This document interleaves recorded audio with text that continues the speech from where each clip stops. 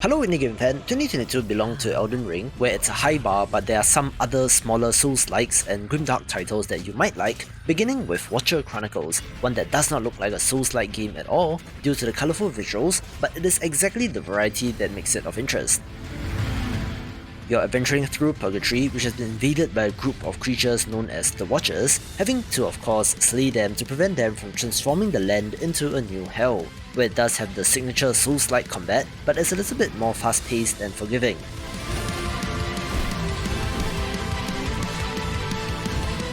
I do think that the art style and boss designs are great, showing that even with a look like this, it is still possible to capture the essence of a Souls-like game.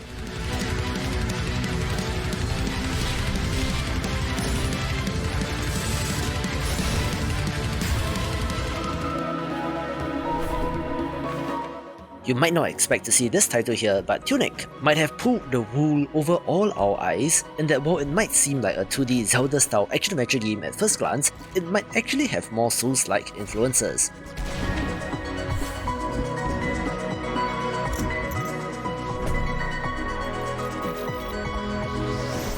You wake up on a mysterious island and have to explore, encountering all sorts of enemies, but the game doesn't really explain that much to you, which is part of the fun. Where I always say that exploration in games is key, and this absolutely nails it, getting my stamp of approval and is one you should get.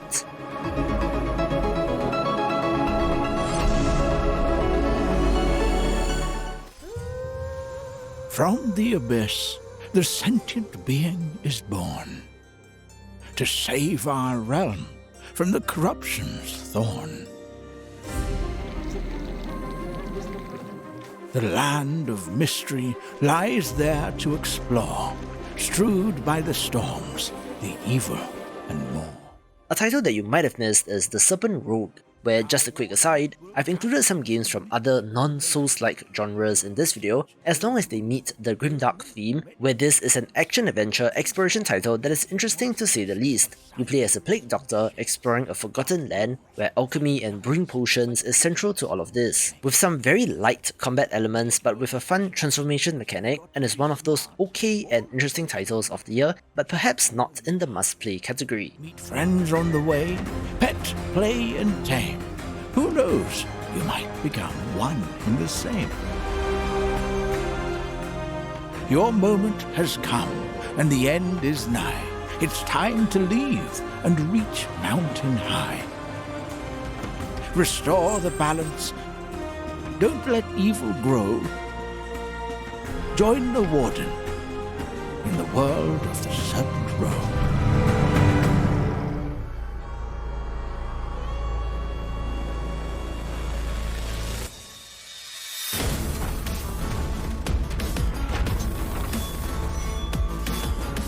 I do think that Unsouled is fairly underrated, a pixel art Souls-like title from a Korean developer, where again, you are battling your way through a mysterious land.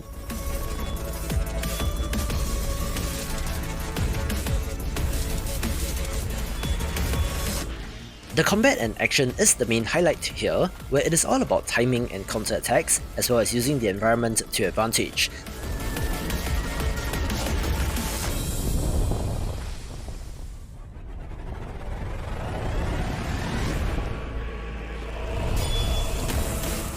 There is a passive and active Souls system, which is pretty neat and adds layers to the combat, where this has gone relatively under the radar, so do check it out.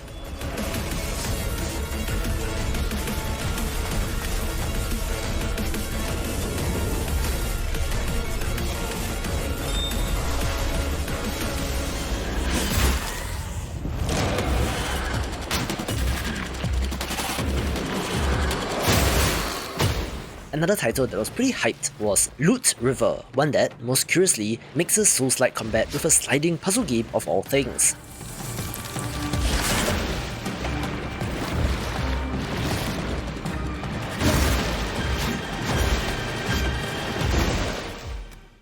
Yes, indeed, you're able to manipulate some of the platforms that you land on, but ever so often do get locked into combat arenas, where these platforms can be exploited to cheese enemies with a deliciously grimdark look and atmosphere as well, and thus come to us from a relatively small team, which is impressive work.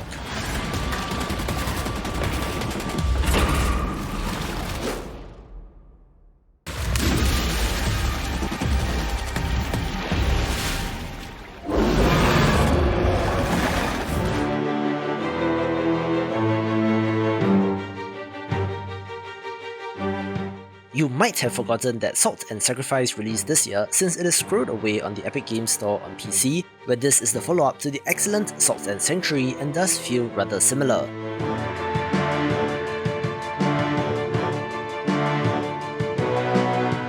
One key difference is the upgraded visuals, which, if you actually go back and look at the first game, you'll appreciate how much better this looks, especially the character models, but where the core gameplay is similar.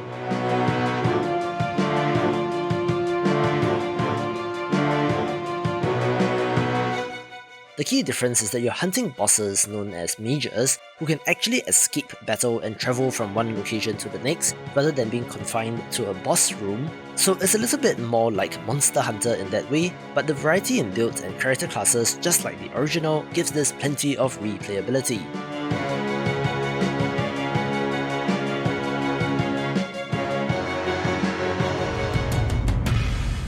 We all know that fear. The most primordial fear of them all. The fear of the unknown. And we are right to fear it. The roguelite platformer Source of Madness fulfills the grimdark part of this equation, where it released out of early access and is pretty good. The visuals in this are hauntingly beautiful, mixing twisted landscapes and nightmarish creatures, being what I would think of if you point to Eldritch Horror. It has a little bit of Diablo, Noita, and Path of Exile influence in the systems, but for the most part, you are jumping about attacking your enemies, being a gorgeous title not to be missed.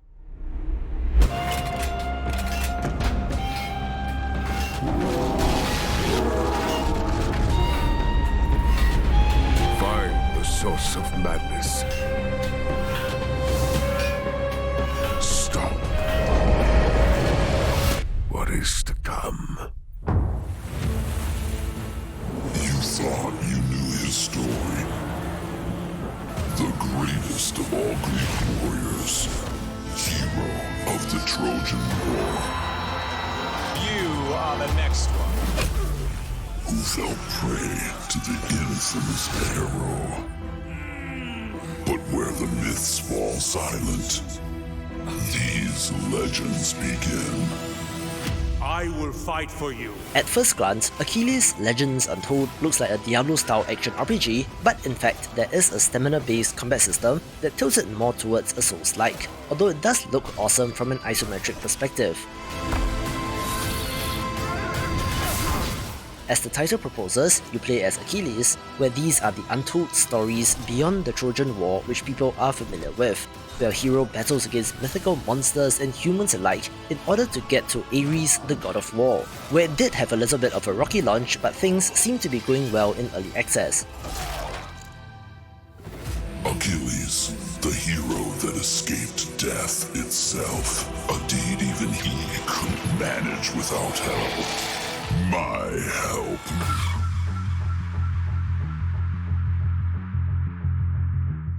Hey, remember Dolmen? The sci-fi Souls-like RPG did release this year, where I thought that it had the potential to overthrow Hellpoint, but alas, that is not the case.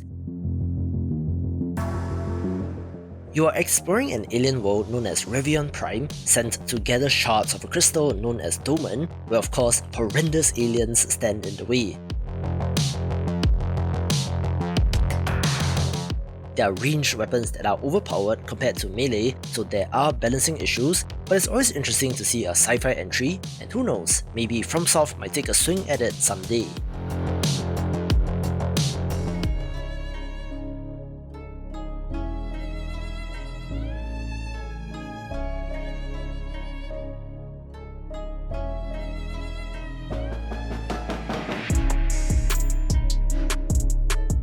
Age of the Abyss Awakened is an impressive third-person Souls-like roguelite RPG that has co-op support for up to 3 players, where you can select from multiple perks upon leveling up roguelite style, which is interesting, not to mention that it looks pretty decent as well.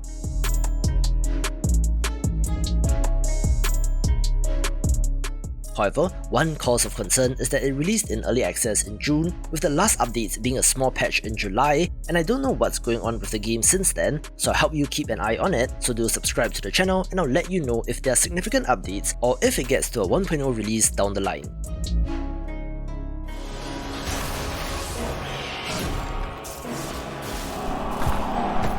The Tarnishing of Juxtia is a gorgeous 2D Souls-like, but there have been reports of some controls issues as well as general mechanics related complaints later in the game that gives it a mixed rating, where people do seem to have issues with the dodge roll in particular.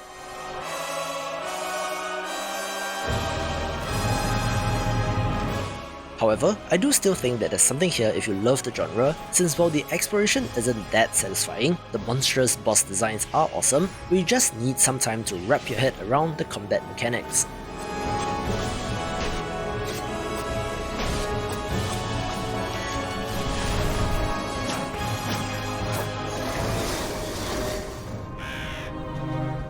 On paper, one of the most successful indie titles in this genre this year is Thymesia, one that, thankfully, was delayed about 8 months from December last year, where the developers did make full use of the time to refine and polish up the game.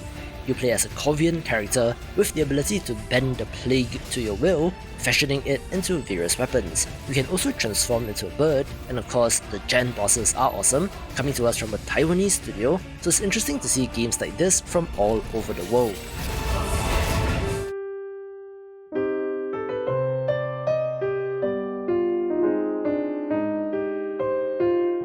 Speaking of all over the world, honestly, I'm pretty impressed with how Steel Rising turned out, since this is from French developer Spiders, whose games have been known to be rather janky, but somehow managed to push through and become cult classics on their own.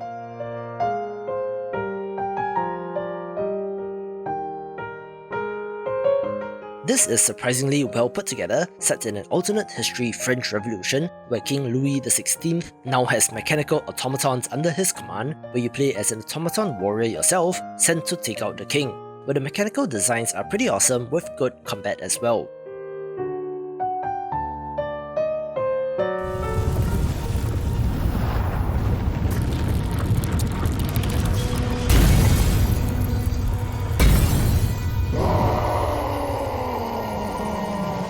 I was looking forward to There Is No Light for a long time, where this grimdark action-adventure game got my attention due to the pixel art, and I'm glad to report that it does not disappoint.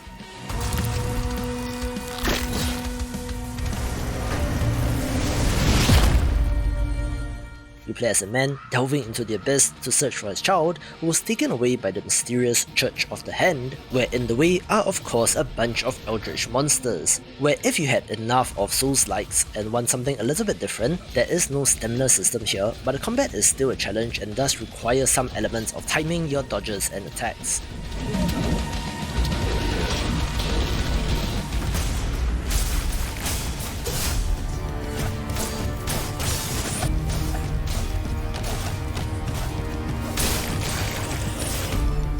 Like Watcher Chronicles covered at the start of this video, No Place for Bravery does not look that particularly grimdark, but it is set in a brutal world filled with violence, blood and guts, even though it is quite colourful and can look pretty at times.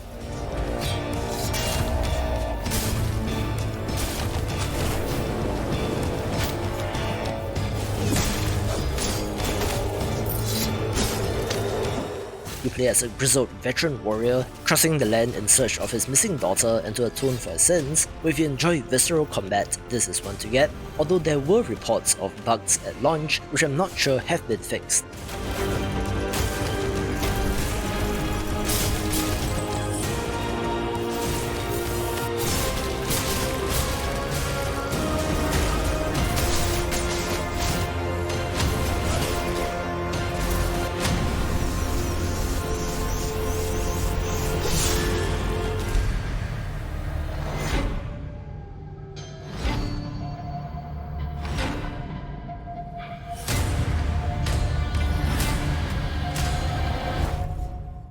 One of my favourite Souls-like titles of the year is Moon Scars, one that intentionally uses a very drab colour palette of whites, browns, blacks and reds, but does have some of the best animation that I have seen.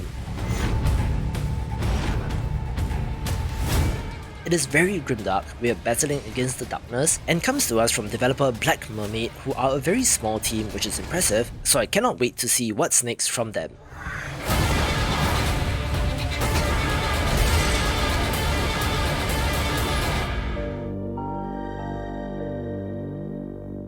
There are several games in this video that don't look like traditional Souls-like titles, where the perfect example of which is Little Witch Nobita, one that of course has an anime girl as a main protagonist, where she even has a ranged attack, but don't be fooled, this can be rather challenging in that Souls-like kind of way.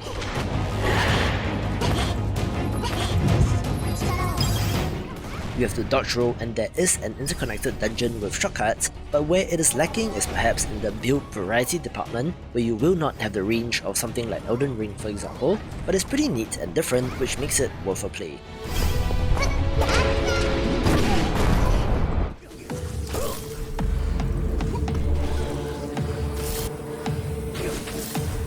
Another awesome indie 2D Souls-like is Dark Light, one that did release out of early access, where this has more sci-fi influences and is set in some sort of post-apocalypse.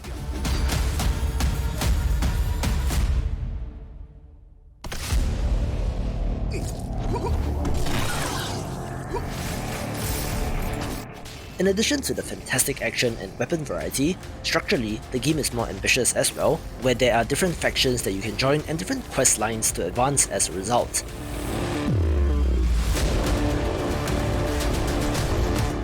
It also has more RPG elements like loot and crafting, where combat is faster paced as well, being a solid if overlooked entry.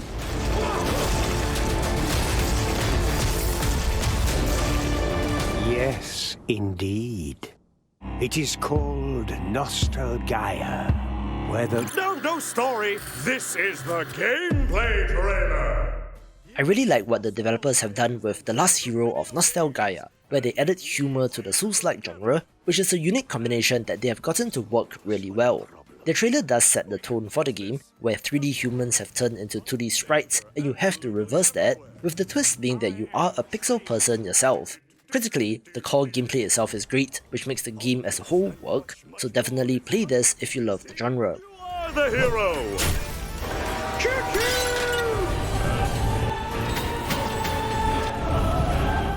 This game is one of the latest entries of the year, being a gorgeous 2D title that people have been comparing to Assault and Sanctuary, where if you enjoyed that game, be sure to get Deepening Fire, or at the very least, keep an eye on it in early access, but it has already made a great impression so far.